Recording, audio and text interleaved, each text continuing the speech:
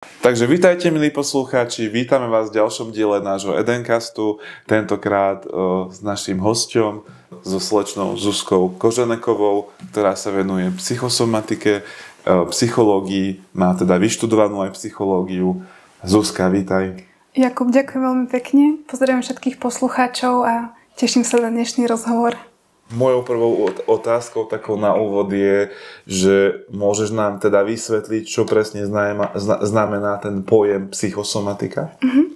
Psychosomatika vychádza v podstate zo slov psyché, čo znamená duša, a soma ako telo. A vo všeobecnosti sa snaží spájať psychológiu s tým fyzičnom. To znamená, že ako naše telo reaguje na rôzne psychologické alebo psychické stavy alebo situácie. S tým, že keby sme sa bavili potom ešte o úrovni duše, tak to je ešte samozrejme iná úroveň. Takže to je, taký základný pojem. A ako si sa ty dostala vlastne k tomuto celému, k tejto psychosomatike? Aká bola tá tvoja cesta?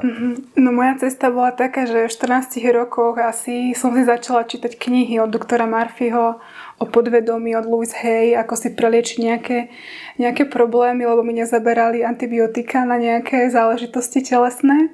A začala som si zvedomovať, čo to moje telo mi chce povedať cez to ochorenie. Napríklad konkrétne som mala problém s nejakými jedutinami a keď som išla podľa tých kníh, čo moje podvedomie mi chce povedať a vyjadriť, tak sa mi to vyliečilo naozaj bez liekov. A potom som išla študovať psychológiu, štandardnú psychológiu a 11 rokov som pracovala ako psychologička, dá sa povedať, v štátnej správe. Len psychológia na Slovensku je veľmi racionálna, musím byť taká úprimná teraz, a mne tam chýbala rovina spirituality alebo toho, čo nás presahuje, to znamená tej úrovni duše. Niečo, ako keď pracujú šamani, keď mám nejaký psychologický problém, tak viem tie emócie prepustiť z toho telička, aby mi neškodili. Áno. A to je vlastne tá úroveň toho fyzičná, nejakého fyzického problému a tej psychológie. No a pred 2 rokmi som sa rozhodla, že sa idem naplno venovať práve tejto problematike a venujem sa teraz naplno psychosomatickému liečeniu. Čiže takto postupne si k tomu ty až došla, že od tej praktickej psychológie až po to duchovno-spirituálne nejaké okienko, v tej psychosomatike. Áno. Povedz nám, že ako vníma takú psychosomatiku možno klasická medicína, kde sa stretávajú a rozchádzajú ich nejaké prístupy, alebo nejako toto si objasníme. Západná medicína je veľmi zameraná na symptóm. To znamená, to telo sa nejako prejavuje nejakými problémami, ochorením. Lekár predpíše lieky, aby sa to preliečilo. Častokrát ide skôr o potlačenie toho symptómu a nie o vyliečenie daného dôvodu. Psychosomatika by mala práve prepájať tú štandardnú medicínu s tým, o čom nám to telo hovorí, prečo to ochorenie vôbec vzniklo. Môže tam byť úroveň napríklad danej situácie, ktorú ten človek prežíva aktuálne, ale našťastie vnímam už veľmi veľa, alebo neveľa, zopár lekárov, ktorí sa venujú už aj tejto problematike, že pozerajú sa na človeka ako na celok, takzvaná tá celostná medicína. Čiže v podstate my sme zvyknutí v tomto svete fungovať tak, že máme tie rýchle náplasti na ten problém. Nie? Že aj tie ochorenia, ale aj možno rôzne tie diagnózy, že siahneme po tom medikamente nejakom rýchlom na predpis, ktorý nám dajú, a myslíme si, že to je všetko, len ako ty vravíš, že ten koreň tej veci je niekde hlbšie. Áno, znovu sa napojiť na to telo, znovu sa napojiť na tú dušu a práve vediem mojich klientov k tomu, aby sa cítili, aby sme sa naozaj cítili, lebo žijeme v dobe, ktorá je zameraná na výkon. To znamená, že ľudia ráno vstanú, pripravia deti do školy, bežia do práce, prídu domov a keď ich začne niečo bolieť, dajú si tabletku, aby to utlmili, aby sme sa necítili. Lenže to není dobrá cesta, lebo ja potom neviem odhadnúť, čo mi to telo chce povedať. Ja vidím budúcnosť v tom, že sa nacítim, keď ma bolí nejaká časť tela alebo vnútorný orgán, že to teličko mi hovorí, aha, trošku si dnes oddychni, dnes povedz manželovi, že zober deti ty alebo niečo, alebo mám ísť s kamarátkou sa porozprávať, lebo mi chýba napríklad tá ženská komunita. A u mužov podobne. Možno potrebujem trošku spomaliť a nemať všetko navalené na pleciach. Čiže nejaké telo a mysel a tam už potom asi sú nejako zapojené aj tie emócie a nejaké to fyzické zdravie. Takže toto je ako silno medzi sebou nejak prepojené? No z môjho pohľadu veľmi. To znamená, že a to vlastne tvrdí aj Bruce Lipton, že naše myšlienky vytvárajú emócie a tie ovplyvňujú naše zdravie. V preklade, ak by som mala nejaké myšlienky, ktoré mi škodia, tak budem taká konkrétna, ja som rada taká praktická. Keď má napríklad nejaká žienka problém so ženskými orgánmi, a častokrát jej prichádzajú myšlienky, že musím ísť do výkonu, musím na seba tlačiť, musím byť najlepšia a ešte pracuje vo firme, kde je veľmi veľa mužov, ktorí možno nie sú naladení na to, že žena má nejaký cyklus, ona má nejaké aktívne obdobie a nejaké pasívne, kedy potrebuje plynúť. Žena je nacítená, žena je ako voda. A keď tá žena není v takom prostredí, buď pri partnerovi alebo v tej práci, tak má myšlienky, že ja som není dosť dobré, mám ísť viac do výkonu. To ovplyvňuje tie emócie, cítim sa pod tlakom, cítim sa frustrovaná, mám hnev sama na seba a to sa energeticky vlastne odzrkadlí alebo až ukladá na maternici v vaječníkoch napríklad, alebo aj v prsníkoch. Takže to je odpoveď na to prepojenie týchto vecí. Existujú konkrétne nejaké ochorenia, ktoré sú typicky spájané so psychosomatickým nejakým pôvodom? Vieme si to takto nejako možno z praktického hľadiska, nejaké tie základné? No, ja mám taký názor, ktorý je trošku taký neštandardný, že všetko je vlastne psychosomatické. Každá psychologická potiaž alebo fyzická je vlastne psychosomatická. To znamená, že má nejaký zdroj, nejakú príčinu, kedy to vzniklo a ako to súvisí s našim psychologickým nastavením, alebo teda, ako som hovorila, aj na úrovni duše. Čiže takto to funguje. Ak to môžem ešte doplniť, mi napadlo, že vlastne ak by sme nešli do tých príkladov, tak ja pracujem s tým telom symbolicky. Že tá psychosomatika z môjho pohľadu funguje tak, že to telo symbolicky mi dáva najavo, že v čom je ten daný problém. A čo to znamená, že symbolicky? Napríklad, keď mám problém s hlasivkami, tak nemôžem rozprávať. Nebolo mi dovolené možno v detstve povedať to, čo som potrebovala povedať. Keď ma bolia ramena, tak niečo ma tlačí dole. Buď to môže byť aktuálna situácia, hypotéka, úvery, tlak zo spoločnosti alebo z práce. Častokrát je to tlak, ktorý sme si iba vytvorili ako ilúziu, to je dôležité. Srdce sa týka lásky, vzťahov, prevažne tých romantických vzťahov. Trávenie mi hovorí o tom, ako viem veci spracovať, ako viem spracovať tie emócie. Nohy mi hovoria a obličky o zakorenení do Matky Zeme a tak ďalej. A mohla by som pokračovať. Takže vymenovala si nám to na nejaké tie základné a čo možno tak najčastejšie z tohto, čo si menovala tých partií, s čím sa tak najčastejšie stretáva, že čo ľudia riešia možno z týchto partií, čo si vravala, že čo je také? Najčastejšie riešim dosť často u žienok práve problém s maternicou, s vaječníkmi, v poslednej dobe problémy s otehotnením. Potom sú to nejaké tráviace problémy, ktoré s nimi riešim a na tej psychickej úrovni chodia za mnou ľudia aj s tými psychickými záležitosťami. Sú to úzkosti alebo nejaké emócie, ktoré si nevedia vysvetliť, ako by neboli vlastne z tohto obdobia, z tohto života. A čo sa týka napríklad u mužov, častokrát sa stretávam s tým, že majú problém s chrbtom, s chrbátom. A ja si to vysvetľujem práve aj s tým, ako je tá spoločnosť nastavená a s tým tlakom na mužov. No počkaj, ešte sa vrátim teda, aby možno aj poslucháči vedeli, že vraví, že nie sú ako keby, že z tohto, ako si to povedala, že nie sú akoby z tohto obdobia, tak ale a z akého obdobia potom, akože my si tu ako prenášame nejaké ako rodené, rodové nejaké traumy, alebo rodové nejaké vzorce, alebo áno. Aby asi vedeli aj ľudia, hej, že o čo sa jedná. Ja tak veľmi opatrne hovorím o týchto témach, ale teda pracujem aj s témou rodovej traumy alebo rodovej záťaže, čo znamená, že o nejaké príbehy, ktoré sa udiali našim predkom, nás môžu v dobrom ovplyvňovať, ale aj nie v dobrom, aj v zlom. Že by to nevyznelo, že cestujeme niekde v čase, vieš? No, tak v podstate, keby sme išli do tejto témy, tak neviem, ako to teraz narýchlo vysvetliť, tak v podstate v rámci toho energetického otisku je to niekde zapísané. Tie príbehy tých našich predkov a na fyzickej úrovni aj psychickej môžeme prežívať veci, ktoré vlastne nie sú úplne naše a negatívne nás ovplyvňujú. A tak trochu cestujeme v čase, keď ideme do tej terapie, lebo tam vlastne prepisujeme ten príbeh s tým dobrým koncom. Uh-huh. Čiže toto ty vlastne asi predpokladám najčastejšie robíš s tými ľuďmi na tej už terapii tvojej? Áno. Áno, v rámci terapií, ktoré robím, fungujú vlastne tak, že keď príde človek s nejakou témou, s ktorou potrebuje pomôcť, či už je to fyzická alebo nejaká psychická, tak keď sa na to zameriam, tak vidím vlastne tú úroveň, že kedy mu to vzniklo, v akej situácii v tomto živote, uvidíme, či tam mal nejaký problém s predkami.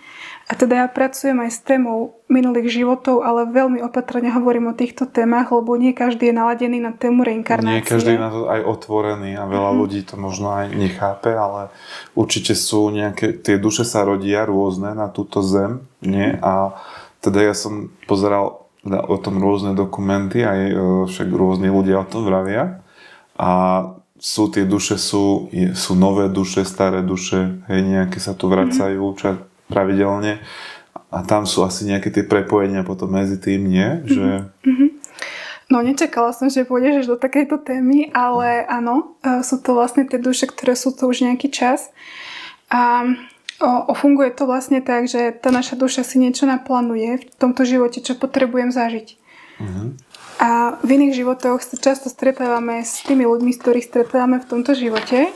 A keď tam vznikne niečo, čo by sa dalo nazvať buď ako karmou alebo nejakým energetickým nejakou záťažou, v inom živote to potrebuje byť energeticky vyrovnané. To znamená, keď niekto napríklad niekoho v inom živote týral a druhý bol obeť, tak si to v tomto živote môžu napríklad vymeniť, aby si na tej úrovni nacítili tú rolu, aké to je byť obeť a aké to je byť násilník, aby boli tie zranenia vlastne vyliečené a ukončené. Takže to sú tie prepojenia, ktoré vznikajú a zase za to dostávame potom do témy toho liečenia, že potrebujeme ten príbeh uvidieť, uzrieť, prijať a ako to ja hovorím, preľúbiť a pustiť preč.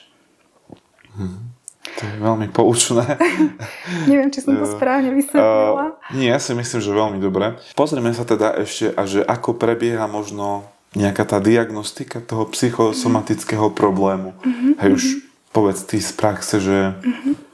Funguje to vlastne tak, že ja mám ten dar, že vidím tým duchovným zrakom, keď mi niekto povie, že má problém so žlčníkom, alebo s črevami, alebo s niečím. Alebo aj... Ty si to tak vieš ako nacítiť na tom človekovi, áno? Že tak, ak to dobre vnímam. Áno, keď sa na neho pozriem, tak energeticky vidím ten daný orgán a poviem mu, že v tej a v tej časti vidím tú tmavú energiu, ktorá tam nemá byť, ktorá môže práve súvisieť s tým všetkým, čo som hovorila.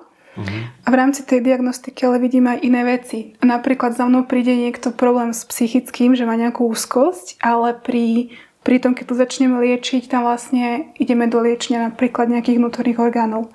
Takže tá diagnostika vyzerá tak, že niekto ma o niečo požiada, ja sa zameriam, poviem mu, čo vidím a opýtam sa ho, že či môžem ísť do liečenia.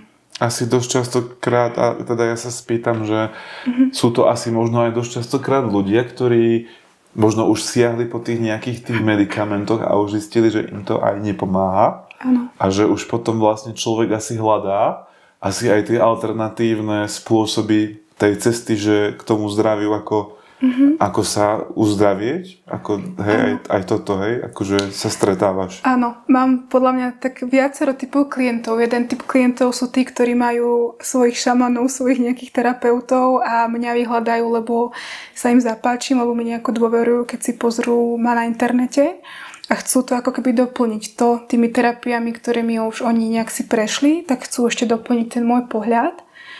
A potom mám typ ľudí napríklad, ktorí presne hľadajú tú cestu, že majú aj nejaké medikamenty a nič im nepomáha, hľadajú cestu, tak ma skontaktujú. A potom mám aj typ ľudí, ktorí vôbec neriešia nejaké duchovné témy, ani spirituálne, ale dostanú na mňa dobrú recenziu, že som niekomu pomohla.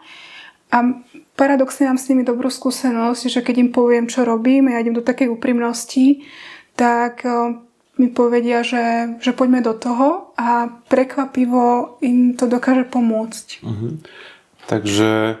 Takže z toho, čo vravíš, asi vyplýva, že môžu sa teda aj ľudia ako vyliečiť len zmenou toho myslenia a možno zmenou tých emócií a nejakého životného štýlu? No, toto je celkom ťažká otázka, lebo ak by sme išli na to z takej vyššej perspektívy, tak sú typy ochorení, ktoré máme v pláne duše. To znamená, že niekto si dá napríklad na 20 rokov nejaký problém s chrbticou, lebo v inom živote možno niekomu napríklad škodil, tak tá duša si to potrebuje vyrovnať. Potom sú typy ochorení, ktoré súvisia napríklad s aktuálnou situáciou a tam to je možné. Zmenou myslenia, zmenou životosprávy to viem ovplyvniť. Uh-huh. A práve k tomu vediem ľudí, aj mojich klientov, aby to vnímali, aby to čítali, to svoje telo, že čo mi naznačuje, či som správne v partnerskom vzťahu, v práci, ako sa stravujem, ako spím a čo môžem zmeniť. Takže áno. Čiže z toho, čo hovoríš, vyplýva, že tí ľudia by sa mali teda zamerať, keď s nimi pracuješ, na to také naciťovanie seba samého. Asi to je také najpodstatnejšie z toho, čo som tu doteraz počul, že aby sa prepojili sami so sebou, aby tým pádom rýchlejšie zistia, kde je koreň tej veci, toho možno ochorenia. Že toto je asi také najčastejšie, čo potom asi vy tam spoločne riešite a k čomu ich aj ty vedieš, asi prvotne, nie? Áno, presne tak. Ja sa snažím vlastne ľudí viesť k tomu, aby boli oni nacítení na seba, aby znovu obnovili ten kontakt s vlastným telom a s vlastným vnútrom, lebo ja mám ten názor, že cez našu vlastnú intuíciu my vieme byť napojení na tú našu vlastnú dušu. Cez naše telo, ako tú formu, sa vieme nacítiť na seba, čo potrebujeme na úrovni hmoty a čo potrebujeme na úrovni duše. Takže to je tá cesta a podľa mňa to je budúcnosť pre ľudí, že budeme sa vedieť liečiť sami, lebo ja si myslím, že to vieme. Tým návratom k sebe v podstate. Presne tak. Máš napríklad nejaký konkrétny príklad, kedy psychosomatický prístup niekomu výrazne pomohol? Áno, mala som klientku, ktorá mala nábeh na rakovinu prsníka. A išli sme tam do energetického liečenia, kde sme samozrejme aj s ňou prebrali tie dôvody a našťastie sa to podarilo preliečiť. Ďalej mám jednu klientku, jedno malé dievčatko, ktoré si zažilo sexuálne obťažovanie od otca a mala problémy so spánkom, mala tam traumu, ktorá spôsobovala nočné mory a obrovský taký vnútorný hnev, takú výbušnosť a po liečení, ktoré sme urobili, je to prestalo. Som doteraz v kontakte s jej maminkou a s ňou. A ešte mám teda príklad možno aj na úrovni napríklad, keď som spomínala tie ženské problémy, tak jednej žienke som pomohla s cystou na maternici, ktorá práve súvisela s partnerstvom s ex-partnerom, ktorý bol veľmi na ňu taký tvrdý, prísny a u nej sa to prejavilo na fyzickej úrovni. Mala by som ešte ďalšie príklady, ale musím tu podotknúť, že je dôležité, ako sa k tomu aj ten človek postaví, lebo je to primárne o tom, že tá duša vyhľadá terapeuta, ako som ja, a tá duša sama vie, že bude vyliečená a ako bude vyliečená, ale je potrebné urobiť potom vlastne aj kroky v tom živote. A teda mňa napadlo, že keď tí ľudia potom prídu za tebou, nie je to potom také, že musia asi čeliť aj tomu strachu tam musí byť nejaký asi aj strach, nie? Určite áno. Že v podstate sú to témy aj tie problémy také, ktoré sú niekedy asi aj dosť závažné. A toto, čo sa my bavíme, je v podstate taká nová sféra možno pre tých ľudí a tie reakcie sú potom aké niekedy, že... No rôzne. Tak ja sa primárne snažím, aby tí ľudia pri mne necítili strach, Ja sa hlavne snažím byť autentická, úprimná, ako to mám ja. Ja som nemyslel ani tak, že strach, že z teba, ale oni asi nemajú strach, lebo oni musia určite vyzrieť z nejakej svojej komfortnej zóny, veď musia v podstate čeliť, idú do tej hĺbky svojej a tam musia hľadať. Hej? A vieme, že teraz je taký svet, že my dosť častokrát niečo hráme na seba aj na druhých. Takže potom asi aj tie problémy môžu mať aj taký súvis niekde medzi tým, nie? Že... No, za to prichádza potom tá odmena od toho duchovného sveta alebo toho života, že keď vystúpim z tej komfortnej zóny a bojím sa ísť do tej najtmavšej časti lesa, ale poviem si, že idem, tak tam príde tá odmena napríklad aj formou preliečenia nejakého dlhodobého problému. A naša duša to veľmi dobre cíti. My veľmi dobre vieme, čo kedy máme urobiť, či už vo vzťahu alebo pri liečení, ale držíme sa toho, že ešte nie som pripravená ísť za tú komfortnú toho stereotypu sa držia, nie? Áno. Ale ja si myslím, že to je práve dôležité, čo hovoríš, že si to nacítim, že viem, že toto by mi mohlo pomôcť. A napríklad málo ľudí o tom vie, že aj cesta za terapeutom už je terapeutická. Lebo ja som sa rozhodla a robím kroky v tej fyzickej forme. Áno, že v tom momente sa už rozhodne, že už ide konať. No dobré, ale žijeme na Slovensku, takže vieme, že niekedy tie názory tých ľudí sú teda rôzne a niekedy možno aké sú aj tie reakcie tých ľudí, keď im napríklad ty povieš, že problém môže mať nejaký psychický základ. Hej, že ja neviem, ja si vymyslím, že šmyklo ma ráno, si vyvrtnem členok a proste ty prídeš za mnou a povieš mi, že má to psychický základ. No, hej, ale možno, že ja som nemal svoj deň, bol som nahnevaný, išiel som na vesmír, alebo kto mi povedal, že sa mám zastaviť, tak som, hej, že ako, ja by som to možno zobral v pohode, hej, ale žijeme tu na Slovensku, takže ako tí ľudia možno na toto by zareagovali. No, snažím sa, nedá sa mi to vždy, byť taká citlivá a vnímavá na to, komu čo môžem povedať. Ale priznám sa, že sa to stále učím. Si nacítiť, komu čo môžem povedať a komu čo hlavne prospeje, lebo nie každému tá informácia prospeje. Nie každý potrebuje vedieť, že toto má z iného života. Nie každý potrebuje vedieť, že preto sa mu to udialo. Ale keď mi niekto položí tú otázku, tak mu to poviem. Alebo keď to tak intuitívne príde, tak mu to vyjadrím. A áno, na Slovensku je to tak, že ja som veľmi odišla od témy psychológie štandardnej a téma spirituality by bola na samostatný podcast. Ja sa spolieham na moju intuíciu a na to, že sa nechávam viesť svojou dušou, keď ja mám kráčať. A spolieham sa na to, že aj tí ľudia, ktorí mňa stretávajú, sa nechávajú viesť tou svojou intuíciou. Neviem, či som na to odpovedala. Tak snáď áno. Ja to ako chápem, len neviem, či to budú úplne tak poslucháči chápať, ale... Tak poviem to asi tak, že z môjho pohľadu, keď je niekto v racionalite, že je v tom rozume, že potrebuje mať tie veci hmotné, si nájde skôr psychoterapeuta, ktorý je veľmi v racionalite. A je to v poriadku, lebo on to tak má mať. A niekto, kto cíti možno niečo medzi nebom a zemou, a nájde ma napríklad na Facebooku alebo ma stretne na nejaké prednáške, to tiež není náhoda, tak si povie, aha, dobre, tak vyskúšam možno sa aj s ňou porozprávať o nejakých veciach. Tým chcem povedať, že není náhoda, koho kedy stretávame. A ja sa snažím zostať v tom, ako to mám ja, ako to cítim, ale zároveň to nemať presne stanovené, lebo mám tam takú pokoru, že ja si netrúfnem povedať, že takto to je. Dokonca aj v rámci minulých životov ja hovorím mojim klientom, podvedomie s nami pracuje, dôležité je, či ten príbeh vám to lieči, lebo často lieči. Takže na vyššej úrovni je jedno, či hovorím o minulom živote alebo o nejakom príbehu. Stretla si sa niekedy možno aj s nejakým odporom na nejaké takéto témy? Áno, veľmi často. Veľmi často učím sa to príjmať ako takú celú škálu veci na tomto svete. Niekedy si to zoberiem osobne, lebo som tiež človek a tiež ma to zabolí. Hlavne v situáciách, keď napríklad 2 hodiny niekoho liečím.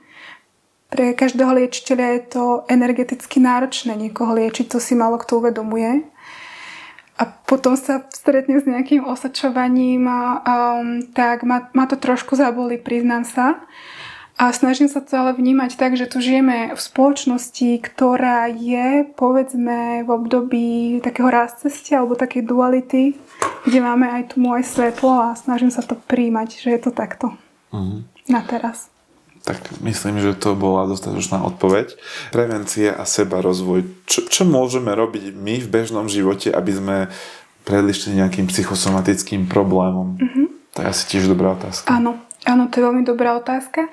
A súvisí to presne s tým, čo si sa ma pýtal už predtým, či je dobré sa naciťovať na seba, vrácať sa k sebe. A to je pre mňa prevencia rôznych ochorení, aj psychických, aj fyzických. Lebo keď cítim seba, viem si načítať tie informácie, či idem dobre, ako mám ten deň tráviť a tým pádom predídem tomu, aby to telo muselo pritvrdiť v nejakých symptómoch.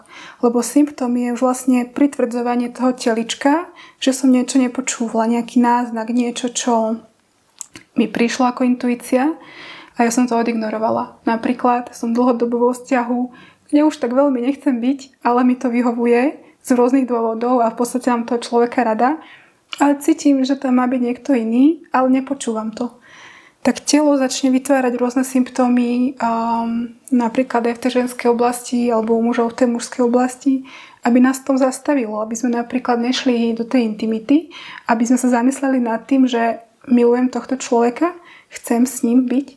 To je taký príklad, ale dá sa vlastne zovšeobecniť. A ešte možno by si mohla povedať, či sú nejaké techniky, nejaký príklad, že ako lepšie prepojiť to telo a tú myseľ. Že máš niečo takéto? Že...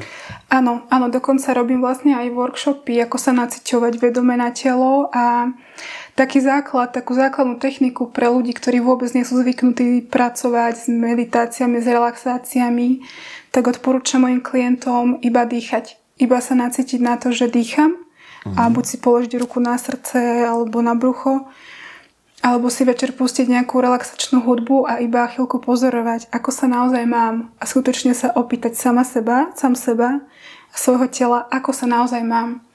Nechcieť to hneď meniť, iba to mať vlastne v roli takého pozorovateľa. Že tak komunikovať takto aj takýmto štýlom, hej? Áno. Pomaličky, ja to prirovnám ako vzťah k inému človeku, vzťah k telu. Tiež si potrebujeme pomaly vlastne zvyknúť. Pre tých ľudí, čo vôbec nie sú zvyknutí s tým pracovať, pomaly hľadám naspäť ten vzťah. Mne sa veľmi páčilo, ja si teda počúvam rôznych týchto mentorov alebo takýchto ľudí, čo sa venujú týmto veciam a ak poznáš možno aj Maroša Vaga, tak on akože takú dobrú myšlienku mal, že v podstate ľudia meditujú, že si vyhrádzajú akože čas na tú meditáciu, hej, že napríklad, že pol hodinu denne, hej, alebo ako ktorý, a že ale my v podstate by sme mali celý deň meditovať. Ano. Že počas toho celého dňa máš byť v takom dielom stave, aby si vnímal všetko. Presne tak. Vôkol seba, ale aj vôkol seba. Presne, s týmto veľmi súhlasím. Že to veľmi dobre vystiholo. Áno, a tá cesta je práve cesta, že cítim seba, ako sa naozaj mám. Pre ľudí, ktorí majú radi prírodu, tak sa vedia napríklad spájať trošku s tou prírodou, iba tým, že ju pozorujem. A dôležité je nebyť stále v hlave. My sme veľmi často v hlave, ideme do rôznych analýz, ale hlava nám nie vždy úplne pomôže. Hlava nám pomôže, keď potrebujeme vyriešiť niečo matematické, ekonomické, organizačné, ale inak ju nepotrebujeme. My by sme mohli byť presne v tom stave vedomia, iba jestvujem a tak trochu plyniem v tom živote. Bože, to je super, tak dobre sa to počúva. Máš nejaké obľúbené knihy alebo autorov, ktoré by si vedela odporúčiť, alebo nejaké kurzy, že by si ľudia mohli pozrieť, prípadne možno nejaké kurzy aj u teba? Ja vlastne, jednak robím prednášky u vás vedenie ohľadne psychosomatiky, ohľadne budúcnosti, plánujem ohľadne rodových záťaží a rôznych formách liečenia, aj sebaliečenia. Rovnako robím aj workshop vo Vegáne v Liptovskom Hrádku. Budem robiť workshop práve, ktorý bude zameraný na vedenú meditáciu, relaxáciu, na preliečenie svojho tela a na to, ako si vieme sami privádzať liečivú energiu a svetlo do problematických častí. Okrem toho robím webináre a workshopy online pre ľudí, ktorým sa nedá cestovať.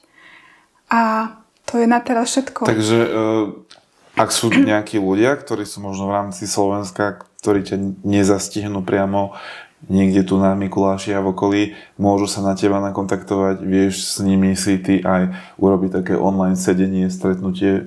Áno. Dá sa aj takouto formou? Áno, robím okrem osobných terapií, robím aj telefonicky na diaľku, buď sa vidíme online alebo telefonicky, lebo to energetické liečenie vie prechádzať vlastne aj na diaľku. Takže aj takouto formou pracujem. Ešte sa spýtam, že ak by si mala ľuďom odovzdať jednu myšlienku o psychosomatike, ktorá by to bola? Dovolme si nepočúvať taký ten výkon, tú spoločnosť, v ktorej fungujeme, ktorá je zameraná na taký tlak. Dovolme si sa na to trochu vykašľať a iba tak plynúť a byť a dovoliť si cítiť seba a tú radosť, ktorú máme v srdci. Super. Bože, až ma zamrazilo. Takže, milí poslucháči, blížime sa pomaličky ku koncu. Ešte sa teda spýtam, že kde ťa môžu ľudia nájsť najbližšie, kde môžu teda ťa vidieť, alebo možno nadviazať s tebou nejaký kontakt ešte aj. Ten 11. teraz v nedelu 11.5. budem v Liptovskom Hrádku robiť workshop Vedomie tela. A budúcu stredu, 14. mája, budem tu mať prednášku práve o energetickom liečení a o psychosomatike a inak ma viete nájsť na Facebooku pod môjim menom Zuzana Kořeneková psychosomatické liečenie a ešte aj na Instagrame iba pod menom Zuzana Kořeneková. Takže ešte posledná otázka, možno nejaké tvoje plány do budúcnosti, nejaké zámery tvoje ešte nám povedz. Zámery, mám predstavu, že by som robila aj online nejaký dlhší webinár, kde by som ľudí postupne navádzala na to, ako sa vedia nacítiť na svoje telo a ako si vedia sami potom preliečovať nejaké problémy a mám teraz na pláne robiť prednášky v Žiline aj v Bratislave práve o psychosomatike a o tom, ako si sami vieme pomôcť. A ešte ma napadlo, že vlastne sa chcem trošku venovať aj téme ženstva a ženám, lebo vnímam, že ako muži majú svoje výzvy, aj my ženy. A snažím sa vytvárať pre ženy taký priestor, aby sme sa mohli vrátiť práve k tomu ženstvu. Takže plánujem robiť aj prednášky a webináre pre ženy. Super. Super. Takže ja už teda nemám žiadne otázky. Myslím, že ďalšie otázky by boli možno na ďalšiu časť Edencastu. Ďakujem teda veľmi pekne, Zuzka, že si tu teda dneska bola s nami, že sme mali túto takúto prednášku s tebou. Teším sa na ďalšie prednášky u nás v našej cukrárni kaviarni Eden. Tí, ktorí nás nesledujú alebo aj sledujú, budeme teda zverejňovať aj termíny ďalšie, ktoré budú so Zuzkou, takže sledujte nás, náš Instagram a Facebookovú stránku Cukráren kaviareň Eden. Takže ešte raz ďakujem, Zuzka, za príjemný rozhovor a tešíme sa na ďalšie takéto rozhovory. Ďakujem veľmi pekne za pozvanie, bolo to veľmi príjemné a teším sa tiež na ďalšie stretnutie aj s vami. Tak ďakujem ešte raz, majte sa. Majte sa.